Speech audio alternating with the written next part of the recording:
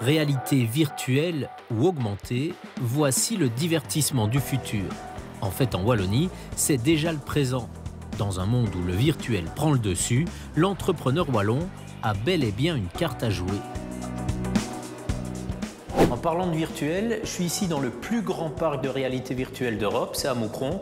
On va voir à quoi ça ressemble. Virtual Park, c'est 4000 m².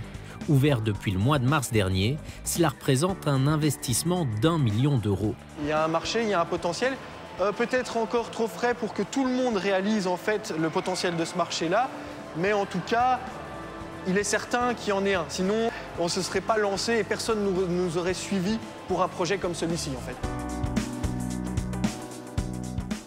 Je suis ici dans l'arène 42, je vais être plongé dans une arène virtuelle en multijoueur. Il va falloir simplement se battre les uns contre les autres. Et moi, je vais être opposé à Mathéo. Des capteurs suivent les mouvements de votre corps en entier et cela vous transpose dans un univers parallèle, dans un jeu vidéo, en vrai. Au total, il y a 6 attractions basées sur des espaces de réalité augmentée ou sur ces casques de réalité virtuelle. Tu es vraiment plongé dans un monde, il y a des cailloux qui tombent, des lasers, et tu es vraiment freiné, ça bouge, ça monte, tu as une ventilation. Tu penses pas que tu es dans le vrai monde, tu es vraiment dans un monde virtuel. Dans le secteur de l'innovation, les experts le confirment, la réalité virtuelle suscite beaucoup d'enthousiasme.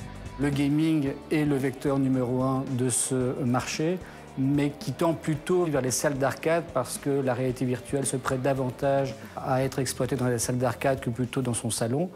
Mais il y a aussi une autre niche du marché qui se développe, c'est tout ce qui est immobilier et tout ce qui est éducation et formation.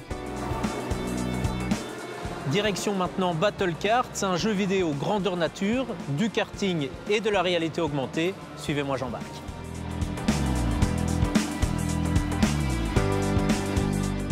Un circuit est projeté sur le sol et des capteurs interagissent avec le kart.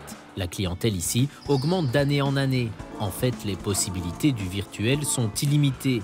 Cela rend le marché attrayant, mais du coup aussi incertain.